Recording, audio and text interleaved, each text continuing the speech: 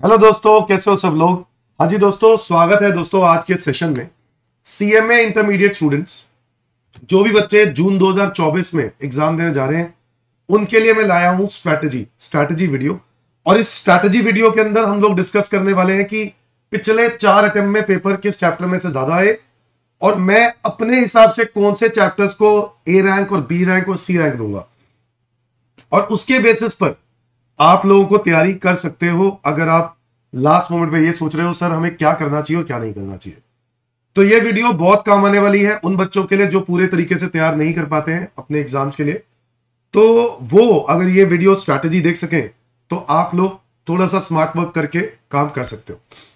तो दोस्तों, अगर मैं पिछले 4 अटेम्प्ट देखूं तो पिछले 4 अटेम्प्ट में इंस्टीट्यूट का एवरेज जो है वो कुछ चैप्टर्स के अंदर बहुत कॉमन है, तो वो मैं आपके साथ डिस्कस करने वाला हूं, डीटी और आईडीटी के लिए, दोनों के लिए।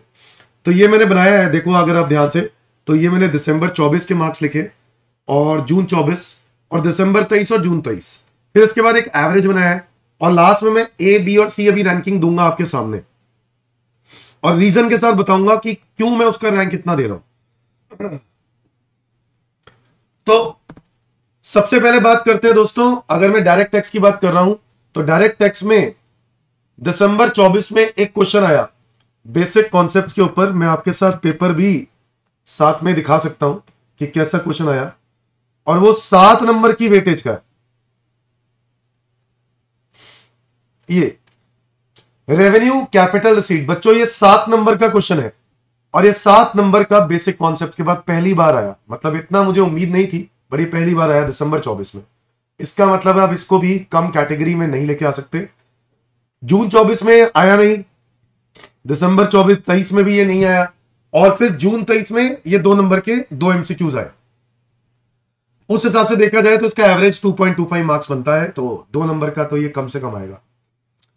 रेजिडेंशियल स्टेटस की अगर हम बात करें तो मेरे हिसाब से ये बहुत इंपॉर्टेंट चैप्टर है दोस्तों, और इसकी अगर हम वेटेज देखें तो जून 24 दिसंबर 23 रेगुलर बेसिस पे आया है 7 नंबर का। दिसंबर 24 में मुझे इसका कोई क्वेश्चन नहीं दिखा, रेजिडेंशियल स्टेटस का कोई नहीं दिखा, बट इंपॉर्टेंट है दोस्तों, आप छोड़ नहीं सकते, कोई भी चीज आप छोड़ नहीं सकते, तो ये भी टॉपिक आपको करके जाना है। Is that clear? और इसका एवरेज देखो 5 नंबर है। एग्रीकल्चर इनकम का देखो हर बार एक एमसीक्यू आ रहा है एक एक नंबर का, और जून 23 आज से पहले, बहुत पहले जून 23 के अंदर अगर मैं बात करूं, उसमें तो पैटर्न ही अलग था। वहां पे ना आप अभी तो आप लोग देख रहे होंगे कि सारे पेपर में जो क्वेश्चन आ रहे हैं वो 7 मार्क्स के आ रहे हैं। पहले क्या होते थे 6, 4, 5, 8 कुछ भी बना देते थे। तो जून 23 में ऐसा ही होता था, तो मैंने एक अटेम्प्ट का वो भी डाल दिया। उस हिसाब से देखा जाए तो एग्रीकल्चर इनकम की भी एवरेज अराउंड 2 मार्क्स की है। एग्जेम्पशंस तो दोस्तों अलग से कोई क्वेश्चन नहीं है। टोटल इनकम के अंदर मर्ज होके आता है, ये जो टॉपिक है ये कहां आ रहा है, टोटल इनकम के अंदर मर्ज होके, मतलब टोटल इनकम का जो क्वेश्चन आता है उसमें। सैलरी 7 नंबर आप मान के चलो दोस्तों है ही है, ऑन एन एवरेज 8 नंबर का, क्योंकि कई बार एक एक नंबर के एमसीक्यू भी आए हैं, तो 8 नंबर का एवरेज लगा के चलो। हाउस प्रॉपर्टी यहां पर देखो ये भी करीब 7.5, मतलब सबसे इंपॉर्टेंट टॉपिक्स में से एक है, सैलरी, हाउस प्रॉपर्टी। फिर आया पीजीवीपी, मोस्ट इंपॉर्टेंट तो पीजीवीपी दिख रहा है। इसमें देखोगे आप कि इस बार 9 नंबर का आया, 2 नंबर के एमसीक्यूज आए हैं 1-1, और 7 नंबर का डिस्क्रिप्टिव, और पिछली बार भी एक एमसीक्यू आया था और 7 नंबर का डिस्क्रिप्टिव, उससे पहले भी ऐसा ही हुआ। और अगर हम लोग देखें कंटिन्यूअसली तो एमसीक्यू जरूर आ रहे हैं पीजीवीपी में। 8.75 इज द एवरेज, तो सबसे इंपॉर्टेंट टॉपिक हो गया। कैपिटल गेन दोस्तों अराउंड 5.75 आ रहे हैं। अभी रिसेंटली अगर हम लोग देखें ट्रेंड क्या चल रहा है, वो चल रहा है कि 7-8 मार्क्स का आ रहा है।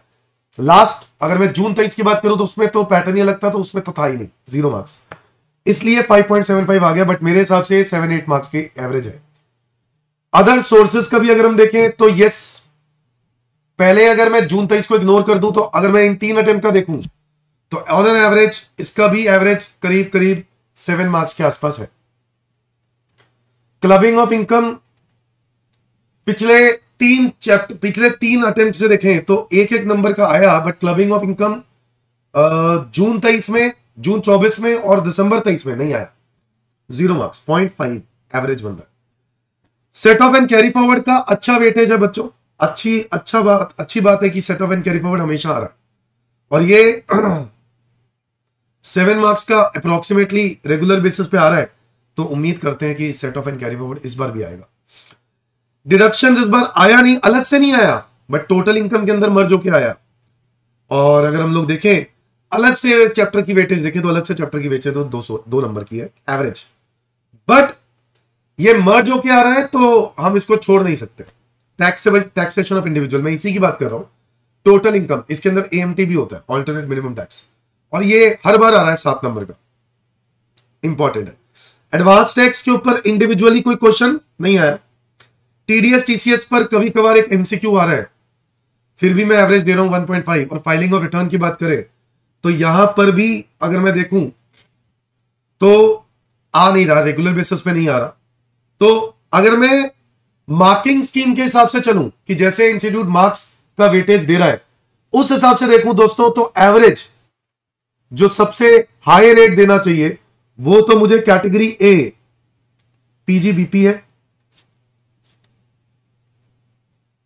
अगला कैटेगरी सैलरी है, हाउस प्रॉपर्टी है। ये 3 चैप्टर्स तो मेजर हो गए। इनफैक्ट मैं कहूंगा कैपिटल गेन और अदर सोर्सेस को भी ए लेके चलो। इसका रीजन है पिछले 3 अटेम्प्ट की बात करें ना तो ऑन एन एवरेज ये रेगुलर बेसिस पे सही वेटेज में आ रहे हैं, तो इसलिए मैं कहूंगा ये पांचों के पांचों चैप्टर्स ऑन एन एवरेज एक अच्छे कैटेगरी के हैं, तो ए मार्क्स, ए रैंकिंग सबको दे सकते हैं, मोस्ट इंपॉर्टेंट। इसके अलावा मैं ए रैंकिंग इसको भी दूंगा दोस्तों, ये भी एक कंटिन्यूअसली आ ही रहा है, तो इसको आप इग्नोर नहीं कर सकते। Set of and carry forward भी अच्छा रैंकिंग में रेगुलर बेसिस पे आ रहा है, इसको भी मैं ए रैंकिंग टॉपिक में दूंगा। ए तो ए रैंकिंग के टॉपिक जो मोस्ट इंपॉर्टेंट है और आप छोड़ नहीं सकते हो वो ये है। फिर रैंकिंग बी जिसको आपने मतलब कम देखा तो वो है बी, वो है रेजिडेंशियल स्टेटस। मैं कहूंगा बेसिक कॉन्सेप्ट्स पीछे आया है, कभी आ रहा है कभी नहीं आ रहा है। और एग्रीकल्चर इनकम मैं अपने हिसाब से अगर देखूं ना तो मुझे लगता है कि on an average in 2 chapters पे ज्यादा वेटेज होनी चाहिए, बेसिक कॉन्सेप्ट्स और एग्रीकल्चर इनकम। ये बी रैंकिंग के बनते हैं, बिल्कुल बनते हैं, ये बी रैंकिंग के बिल्कुल बनते हैं, और इनफैक्ट क्लबिंग भी बनता है। हालांकि नहीं दिया हुआ बट मैं रैंकिंग ज्यादा अच्छी देता हूं, बी रैंकिंग, मतलब करके जाना है, कहने का मतलब है करके जाना है। इंडिविजुअली डिडक्शंस भी बड़ा इंपॉर्टेंट है, आप इसको छोड़ नहीं सकते। अब अगर मैं इंस्टीट्यूट के हिसाब से देखूं तो ये सी रैंकिंग के हैं जिनमें बहुत ही रेयर क्वेश्चंस पूछे जा रहे हैं, ठीक है, ये सी रैंकिंग के। तो सी रैंकिंग मतलब सबसे लो रैंकिंग।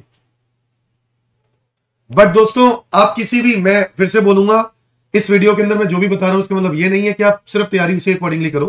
हां उन बच्चों के लिए ठीक है जो बच्चे फाइनली एक बार देखना चाहते हैं कि सर बस बता दो कि हम किन चैप्टर्स पर ज्यादा फोकस करें, तो उन चैप्टर पर ज्यादा फोकस करने के लिए एबीसी एनालिसिस काम आएगी।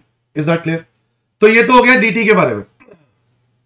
अगर मैं जीएसटी की बात करूं दोस्तों तो जीएसटी में कॉन्सेप्ट ऑफ आईडीटी के ऊपर बहुत इंपॉर्टेंट रेगुलर बेसिस पे क्वेश्चन आ रहे हैं। देखो दिसंबर 24 में फीचर्स ऑफ आईडीटी के ऊपर आया, दिसंबर 23 में भी आया था, तो इसलिए ये इंपॉर्टेंट है, ऐसा नहीं है कि मैं छोड़ू। इंट्रोडक्शन टू जीएसटी सबसे इंपॉर्टेंट चैप्टर है, इंट्रोडक्शन टू जीएसटी सबसे इंपॉर्टेंट, ए रैंकिंग मैं लिख ही देता हूं, ए रैंकिंग। इसके बाद अगर आप ए रैंकिंग की बात करो तो आईटीसी का आना ही आना है, अलग से क्वेश्चन आना ही आना है। 7 नंबर 8 नंबर 8 नंबर आप देख पा रहे हो, ए रैंकिंग इसको देना ही पड़ेगा, ठीक है। और मैं सच बताऊं तो टाइम, प्लेस और वैल्यू ये बहुत इंपॉर्टेंट है, और इसको भी रैंकिंग ए ही देता हूं मैं। हालांकि एवरेज देखें तो कम बनता है, बट मुझे ऐसा लगता है कि इस पर जरूर एग्जामिनर को पूछना चाहिए और वो इस बार पूछ सकता है, तो इसलिए A ranking. Now computation of assessable value दोस्तों, कंप्यूटेशन ऑफ असेसेबल वैल्यू पे भी मैं ए रैंकिंग दूंगा, ठीक है, क्योंकि आप देखो तो 7 नंबर और 7 नंबर इस पे ना कस्टम ड्यूटी का क्वेश्चन हमेशा आता है। तो आपको पता है वो जो असेसेबल वैल्यू निकालने वाला क्वेश्चन होता है और जिस पे ड्यूटी कैलकुलेट करनी होती है वो हमेशा एक क्वेश्चन आता है, तो ये बहुत इंपॉर्टेंट है, इसको आप छोड़ नहीं सकते हो, ठीक है, ए रैंकिंग। और आपको अगर जानना है ए रैंकिंग में और किसको दूंगा बच्चों, देखो ए रैंकिंग में चार्ज ऑफ जीएसटी को भी दूंगा और रजिस्ट्रेशन चैप्टर को भी दूंगा।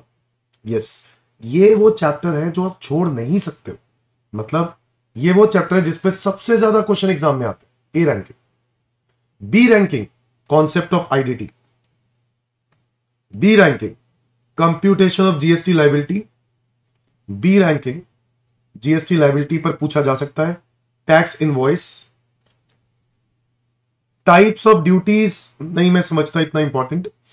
बी रैंकिंग मैं कॉम्पोजिशन स्कीम को देना चाहूंगा। इसको देना चाहूंगा कॉम्पोजिशन स्कीम। ये मेरे लिए बी रैंकिंग वाले, ठीक है। और बाकी के सारे चैप्टर्स दोस्तों सी रैंकिंग वाले। ये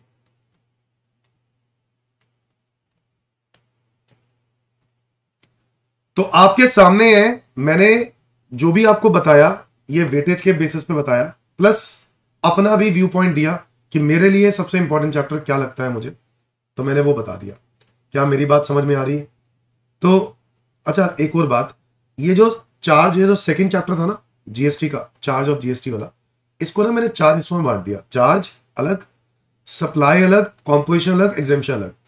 अगर मैं ओवरऑल देखूंगा ना तो ये चैप्टर इंपॉर्टेंट हो जाता है। अगर आप ओवरऑल थर्ड चैप्टर की बात करो तो थर्ड चैप्टर इंपॉर्टेंट हो जाता है। ए रैंकिंग वाला ही चैप्टर है थर्ड चैप्टर, अकेले दम पे, क्योंकि सबसे ज्यादा नंबर फिर उसके है। बट इसके अंदर टॉपिक बहुत सारे हैं। सप्लाई भी इसी के अंदर आता है ना, वैल्यू ऑफ सप्लाई भी इसमें, सॉरी एग्जेम्पशन इसमें आता है, ठीक है। तो इसलिए मैंने अलग अलग कर दिया, और अगर अलग अलग देखें टॉपिक वाइज तो ये रैंकिंग है। Is that clear everyone? तो मैं उम्मीद करता हूं कि आपको ये बहुत काम आया होगा, और ये भी मैं आपको अपने चैनल, टेलीग्राम चैनल पर ये शेयर कर दूंगा। आप लोग वहां से ज्वाइन कर, वहां से इसको देख सकते हो। मेरी वीडियो की डिस्क्रिप्शन में मिल जाएगा टेलीग्राम चैनल का लिंक, ठीक है, और आपको एक पीडीएफ मिल जाएगी। तो अब 80 मार्क्स के लिए दोस्तों, 80 प्लस मार्क्स के लिए हमें क्या, कौन कौन से चैप्टर्स हैं जिन पर ज्यादा फोकस करना है ओवरऑल, अगर मैं आपको एक बता दूं तो देखो जरा ध्यान से। 80 प्लस मार्क्स लाने के लिए आपको डायरेक्ट टैक्स में मोस्ट इंपॉर्टेंट चैप्टर और आईडीटी मार्क्स, आईडीटी आप एबीसी एनालिसिस के पॉइंट ऑफ व्यू से चलो तो आप इजीली कर दो। ए चैप्टर्स कौन से हैं आप लोग एक साथ नोट कर सकते हो। ए चैप्टर्स जो है आपके डीटी के अंदर, ये देखो सैलरी, मतलब 5 हेड्स तो है ही है, 5 हेड्स। इसके अलावा टैक्सेशन ऑफ इंडिविजुअल्स, 5 हेड्स और टैक्सेशन ऑफ इंडिविजुअल्स डीटी के अंदर। तो salary, house property, PGBP, capital gain, other sources और टोटल इनकम। और जो टोटल इनकम का एक क्वेश्चन आता है वो आता ही है। इसके अंदर टोटल इनकम में ही डिडक्शंस होंगी, टोटल इनकम में ही एग्जेम्पशंस होंगी। तो ये आप ये समझ लो, अगर आपको एग्जेम्पशन भी स्कोर करनी है तो आपको ये डीटी का ये वाला पार्ट तो बहुत अच्छे से करना पड़ेगा। आईडीटी की बात करें, इंट्रोडक्शन और charge of GST, time place value, ITC. तो introduction, charge of GST, time, place and value of supply. इसके बाद बात करो आईटीसी, इनपुट टैक्स क्रेडिट। इसके बाद बात करो रजिस्ट्रेशन और कंप्यूटेशन ऑफ असेसेबल वैल्यू, मतलब जो जिसमें हम लोग कस्टम ड्यूटी निकालते हैं, कस्टम ड्यूटी के लिए क्या। अगर आपने इन चैप्टर्स पे फोकस कर दिया, मैं समझता हूं कि 60 प्लस मार्क्स तो आप इजीली स्कोर कर लोगे, इजीली, आराम से। इसमें ही 60 प्लस होंगे, गारंटीड, गारंटीड, मेरी गारंटी, वादा रहा, ठीक है। अब इसके बाद अगर आपको 20 मार्क्स और चाहिए तो भाई साहब बी जो कैटेगरी के मैंने कुछ चैप्टर्स बताए हैं, वो बी कैटेगरी के चैप्टर्स को ध्यान से पढ़ना पड़ेगा। बेसिक कॉन्सेप्ट्स, रेजिडेंशियल, एग्रीकल्चर, है ना, और क्लबिंग और डिडक्शंस। तो ये जो चैप्टर्स हैं इन पर अगर आप फोकस कर लो तो आप 20 नंबर और लेके आ सकते हो। ऐसे ही आईडीटी में टैक्स इनवॉइस और computation of GST liability, concept of IDT, basic concept of IDT, और टैक्स एंड वॉइस और कॉम्पोजिशन स्कीम, इन चैप्टर्स पे फोकस कर लो तो बी रैंकिंग वाले तो आप 20 नंबर और, यानी ओवरऑल देखा जाए तो आप 80+ स्कोर कर सकते हो A+B कैटेगरी वाले को पढ़ने से। और अगर आप 80 से और अच्छे मार्क्स लेके आना चाहते हो, है ना, जो चीज कर सकते हैं, अगर आप और भी अच्छा करो तो सारे ही करने पड़ेंगे, A+B+C। बट एक और बात ध्यान रहे, आपको एक क्वेश्चन, 2 क्वेश्चन तो ऑप्शन में छोड़ना ही है, तो आप ऑप्शन में छोड़ भी सकते हो। तो अगर आप इतना भी तैयार करो तब भी आप आराम से 80 नंबर ला सकते हो। ठीक है, तो ये है दोस्तों स्ट्रैटेजी वीडियो। आई होप आपको पसंद आई होगी, तो अपने दोस्तों के साथ शेयर करो। और मैं बहुत जल्द, आपको तो पता ही है, मैं आपके लिए फास्ट ट्रैक क्लासेस लेके आ रहा हूं जो मेरे चैनल पे रहने वाला है। प्लस आपको फास्ट ट्रैक क्लासेस के साथ साथ टेस्ट सीरीज भी मेरे चैनल पे रहने वाला है। ठीक है, तो बने रहो मेरे चैनल के साथ, और दोस्तों अपने दोस्तों के साथ शेयर कर दो, वायरल कर दो, और सब्सक्राइब करो, लाइक करो, कमेंट करा करो यार, थोड़ा सा हमारा भी टाइम पास होता है। ठीक है, थैंक यू, बाय बाय।